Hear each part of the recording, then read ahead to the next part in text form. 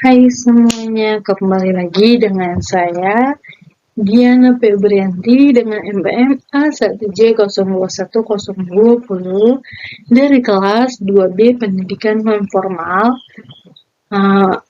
Adapun materi yang akan saya sampaikan adalah dari mata kuliah Pengelolaan Pendidikan dengan dosen pengampu Dr. Muhammad Kristiawan MPD. Adapun materi yang akan saya bahas ialah bab 12 Kepemimpinan Sekolah Efektif.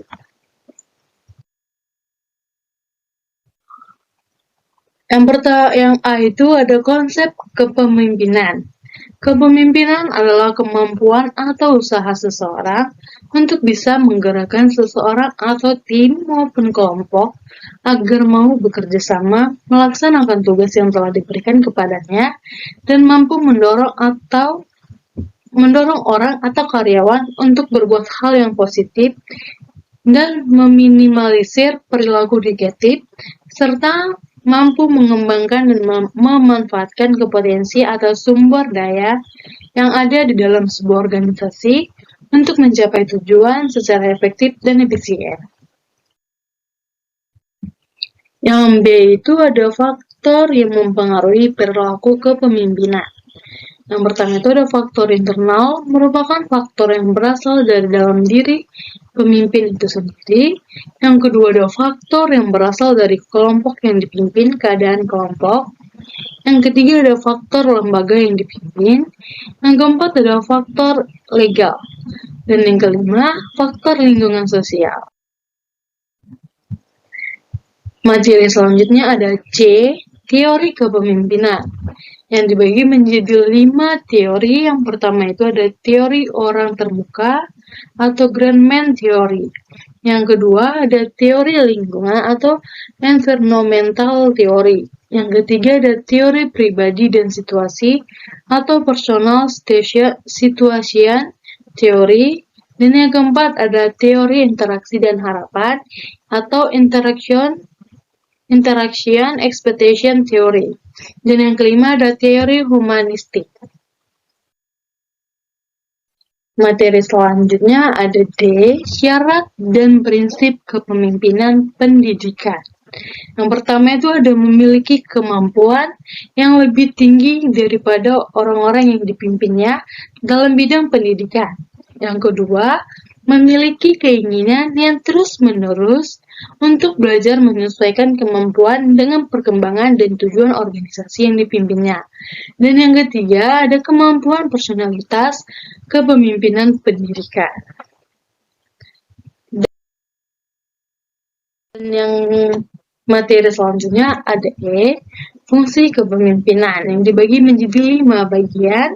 Yang pertama itu fungsi instruksi, yang kedua fungsi konsultasi, yang ketiga fungsi partisipasi, yang keempat ada fungsi delegasi, dan yang kelima ada fungsi pengendalian. Materi yang selanjutnya ada F, kepemimpinan kepala sekolah yang efektif. Yang pertama itu ada inisiatif. Pemimpin harus tanggap dengan keadaan dan kondisi organisasi yang dipimpinnya. Yang kedua, inquiry. Harus memiliki informasi yang komprehensif. Yang ketiga, advocacy. Dukungan sangat dibutuhkan dalam kepemimpinan. Yang keempat, conflict solving, memiliki inisiatif dan kreatif. Yang kelima ada decision making, harus memiliki kemampuan dalam memutuskan sesuatu yang terbaik bagi jalannya organisasi. Yang keenam ada creativity, jiwa kritis ini menuntut kejelian pemimpin dalam memimpin sebuah organisasi.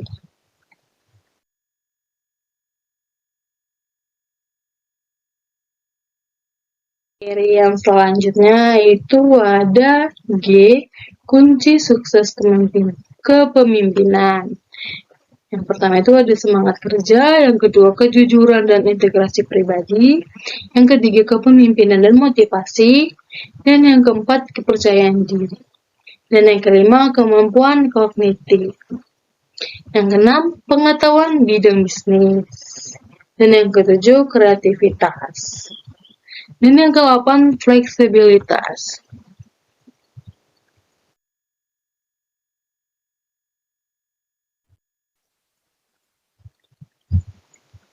Materi selanjutnya ada gaya kepemimpinan. Yang pertama itu ada tipe otoriter.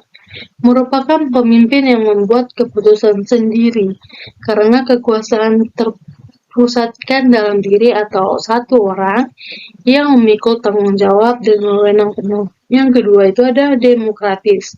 Merupakan pemimpin yang berkonsultasi dengan kelompok mengenai masalah yang menarik perhatian mereka serta mereka dapat menyumbangkan sesuatu.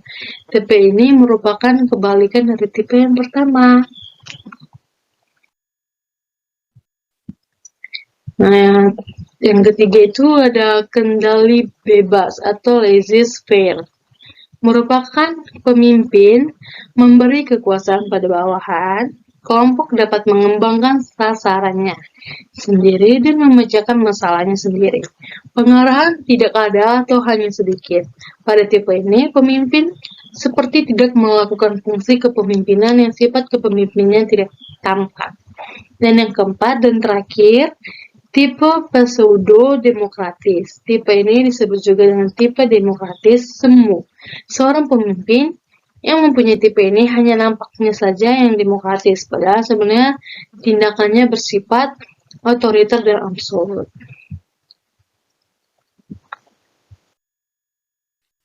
Dan sekian materi hari ini. Terima kasih. Dadah. Bye-bye.